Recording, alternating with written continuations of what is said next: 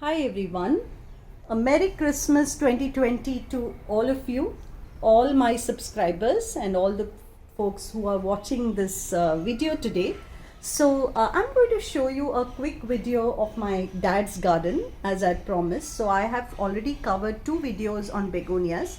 One is an overview of begonias and the second one is around begonia care already. So we are going to not going to spend too much time there, but we are going to quickly move towards the other plants that he has. Here, if you see this one, this is a philodendron. This is called the Ceylon Gold philodendron. Okay, and all of these are your ex begonias, which I have already covered. Moving on here, so you see this one here. So this is a begonia as well, but this one here is a epixia. Okay, see how beautifully it is spreading and cascading in this planter. So this is more of that planter which has a lot of these pockets. So a standing planter, and it's a very good way of growing epixias. But remember that epixias should be in shade. They don't grow very well in direct sun. Now this section is completely in shade, and this section primarily my dad is growing calatheas and aglaonemas. Right at the back you have the Ceylon Gold philodendron there, followed by some beautiful aglaonemas. See the size of the aglaonemas and how they have grown because they are put in these lovely pots. I don't have this kind of luxury at in my house in Bangalore, but the aglaonemas really look beautiful. Okay, apart from aglaonemas, he has a whole bunch of calatheas. He has the Calathea zebrina there, which I have also covered in a separate video. And then you see this, there are some beautiful calatheas. He's growing these calatheas in, interestingly, in orchid baskets, and they seem to be doing pretty well for him. So that's another section that you find here. So apart from that, you have a whole bunch of other plants and calatheas here in this section. So if you see here, this is the you have the Persian shield, etc., as well as the other plants. So this is also a plant that belongs to the the Gesneraceae or the Epixia family. You see this one, this is the Ceylon Gold, and this looks like a tree already. So what he's done is he's actually put it in a small pot, and then he's used a moss stick and he's left it to grow along the pillar. So this is really looking pretty.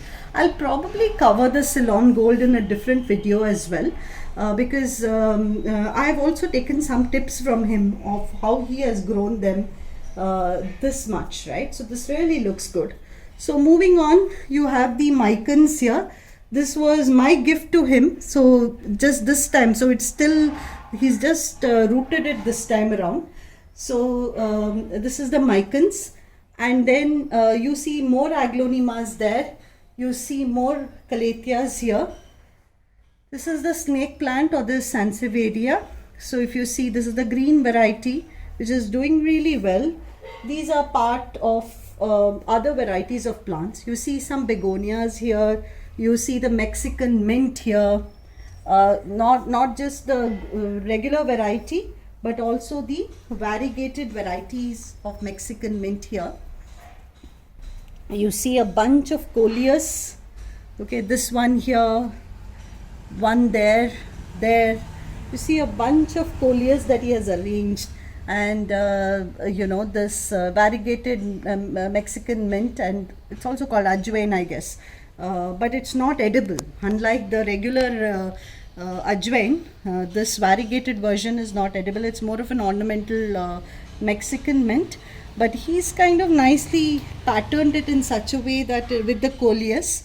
Okay, so this one is a very beautiful anthurium. Looks like this is a very similar one to the one I have in Bangalore, the red, dark red anthurium, and this is the pink one as per him, and this one is the, again, dark pink anthurium variety here.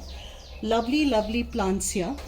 You see some beautiful ixoras, the bunch of red flowers there. And then you have the dwarf variety of Ixora down there as well. So beautiful Ixora flowers there.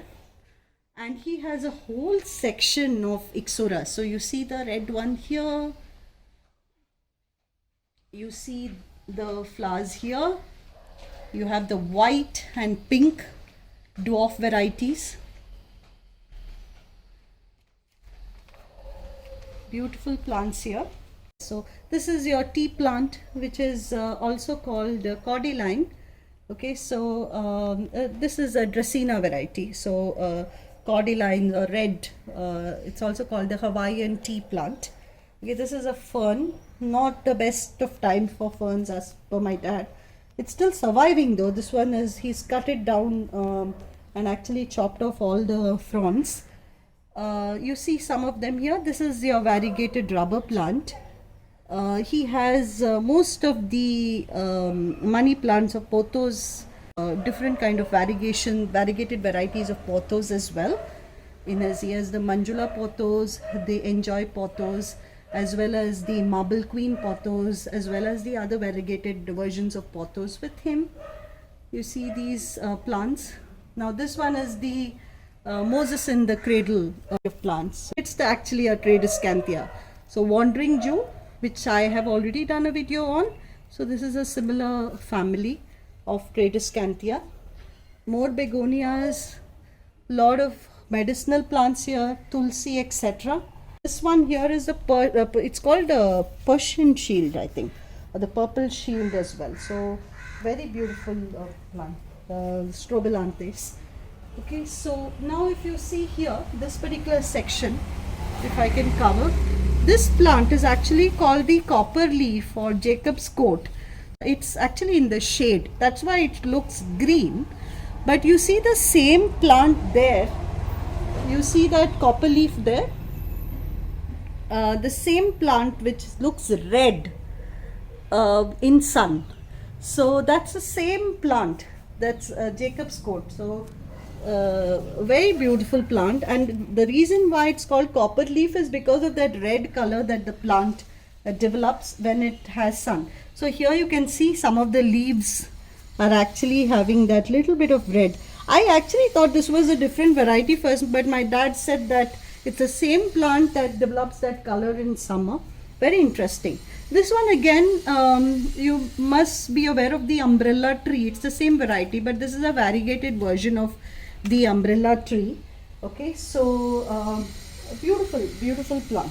I think it's called Cephalia or something like that, Arbicola or something, if I'm not mistaken. Okay, this one is another interesting one which is called jungle fire. Okay, jungle fire is also called Buta plant. This again is the tea plant, Hawaiian tea plant, or the Dracaena cordyline plant. This one here is the firecracker plant. Okay, he has some orchids hanging onto the mango tree, the Vanda orchids. See how they have clung on to the roots, clung on to the mango bark. That is more of a, he likes more of foliage plants. That's what I have realized. And I think my love for foliages and plants with different colors, I guess somewhere comes from there as well. Not to say he doesn't have flowering plants. In fact, he has a lot of flowering plants. So he has lovely hibiscus on the top there, the pink, red hibiscus. And then he has the bougainvillea, if you see the yellow bougainvillea there. Okay, and this yellow allamanda right here, glass flowers also they are called. And also pan to all the hanging baskets, epixias and begonias in these hanging baskets as well. Okay, lovely plants. Okay, so if you see all the hanging baskets, of course he has the areca palm here, lot of hanging baskets there as well. You see on the top, he has some euphorbias and also the regular spider plants as well. He also has some lilies. Look at the top, section where he has hibiscus and bougainvilleas. That's where all the sun is. So he's growing hibiscus and bougainvillea. You know, it's so interesting. He has a north facing garden as well. So how he has kind of tailored all the plants that he's growing with the kind of light that comes in. And he says that the best time for his garden is in summer because that's when he has a lot of sun. Winter is when most of the plants of his grow dormant. So, and then of course he has the flowers and blooms. And maybe because it's Christmas, we should close on the poinsettia. Okay, he has two different poinsettias. I think this one is relatively new, but one he has been growing it. And he uses this whole photoperiodism to kind of regrow it and into the red color that it has.